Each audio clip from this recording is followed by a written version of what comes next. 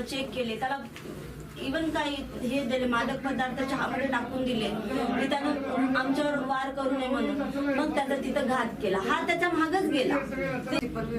Madam police संरक्षण मागितलं तरी पण नाही दिले.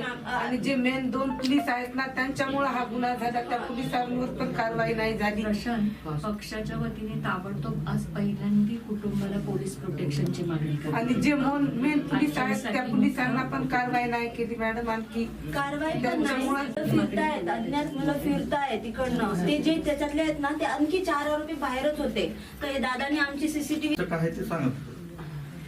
तुम्हाला सगळ्यांना एक विनंती करू, सगळे प्लीज बाहेर आल्यावर आमचे काय हाल होतील त्याच्यामुळे मॅडम आम्हाला मदत पाहिजे. तुम्ही साहेबांना आमचा केस करायला द्यावा मॅडम पक्षातर्फे. आणि त्यांच्याही सगळ्यांच्या सह्या घेऊन अशा धमक्या दिलेल्या आहेत. त्यामुळे पूर्ण सक्षमच्या कुटुंबाला आणि आजच्या पोलीस संरक्षण मिळालं ताबडतोब पहिली मागणी करतो. आणि मी आणि बाळासाहेब आमच्या दोघांच्याही वतीने की आचलला पुढे जे काही शिकायचं असेल, जे काही करायचं असेल, तिच्या शिक्षणाची सगळी जबाबदारी आम्ही उचलतोय. मी बोलल्यानंतर आम्ही अगोदरच बोललोय तिला की तुम्हाला माहितीये तुम्ही आता ती तुमची मुलगी आहे. त्यामुळे आपल्या मुलीच्या पाठीमागे जसं तुम्ही ठामपणाने उभं राहाल तसं आचलच्या पाठीमागे उभं राहाल ही आमची खात्री. पण म्हणून मी तुम्हाला ॲश्युरन्स देते की कुठेही तिच्या शिक्षणामध्ये काहीही खोट नका येऊ देऊ. आम्ही बरोबर आहोत.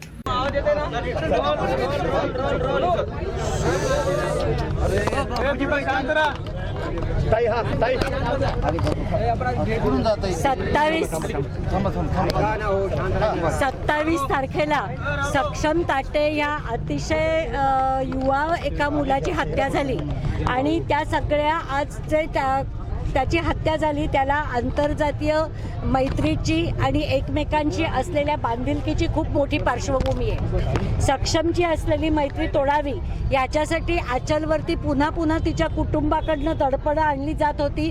हे आचलनी 2 व्हिडिओ रिलीज करून त्याच्यामध्ये सांगितलेलं आहे. सक्षम ती 18 वर्षाची पूर्ण होण्याच्या आधी एकदा तक्रार करून त्याला पॉक्सोमध्ये अडकवलं होतं. पण त्याच्यातनं ती 18 वर्षाची पूर्ण झाल्यावरती तो गुन्हा खोटा होता, माझ्यावर दडपण आणलं होतं हेही तिने सांगितलेलं आहे.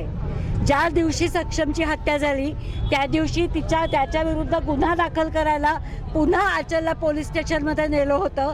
आणि तिथे पोलीस स्टेशनमध्ये सुद्धा तिने अत्यंत ठामपणाने सांगितलं की माझी कुठलीही तक्रार नाही आहे.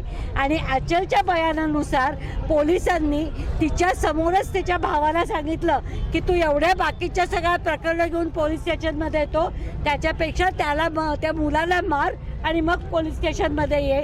या सगळ्या गोष्टी आचलने तिच्या व्हिडिओमध्ये सांगितलेल्या आहेत. हे प्रकरण हे जात वर्चस्ववादातनं घडलेलं प्रकरण आहे. पण दुर्दैवाची गोष्ट अशी आहे की असे प्रसंग जेव्हा घडतात तेव्हा कित्येक वेळेला त्या मुलाची पार्श्वभूमी ही गुन्हेगारी प्रवृत्तीची होती याचा जास्ती बाऊ केला जातो. आणि त्याच्यामुळे घडलेल्या गुन्ह्याचं एक क्षुल्लकीकरण करणं याचा एक जो जाणीवपूर्वक पोलिसांकडनं प्रयत्न केला जातो तो होऊ नये. आणि त्याच्यात सक्षमला न्याय मिळायला पाहिजे. आमची नांदेड पोलिसांकडनं अशी अपेक्षा आहे की याच्यापूर्वी अक्षय भालेरावच्या प्रकरणामध्ये जे घडलं ते आता घडणार नाही. आणि अतिशय निपक्षपातीपणे पोलीस याची चौकशी करतील आणि अक्षयच्या कुटुंबाला जसा न्याय मिळाला नाही तसं न घडता सक्षमच्या कुटुंबाला त्याच्यामध्ये निश्चितपणे न्याय मिळेल. दुसरी माझी जाहीरपणे आता पोलिसांना एक अशी विनंती आहे की ते कुटुंब आत्ता प्रचंड दहशतखाली आहे. गुन्हेगार ज्याच्यावरती आरोप आहे तो अल्पवयीन असल्यामुळे तो लवकर सुटण्याची शक्यता खूप लोकांना वाटते. जे निर्भया प्रकरणामध्ये संपूर्ण भारताने त्याच्यामध्ये पाहिलेलं आहे आणि पूर्ण कुटुंबाला आणि आचलच्या जीवालाही धोका आहे. त्यामुळे सक्षमचं कुटुंब आणि आचल यांना न्याय देणं आणि यांना संरक्षण देणं ही पोलिसांची त्याच्यामध्ये जबाबदारी आहे. मी वंचित बहुजन आघाडीच्या वतीने असं जाहीर करते की सक्षमला न्याय मिळण्यासाठी आम्ही झगडत राहू. पण त्याच्याच बरोबर आचलच्या सगळ्या शिक्षणाची जबाबदारी ही वंचित बहुजन आघाडी उचलत आहे. धन्यवाद. त्यांची मागणी अशी की साहेबांनी ही केस लढावी, ज्या पद्धतीने परभणीच्या याच्यामध्ये साहेब स्वतः वकील म्हणून उतरले.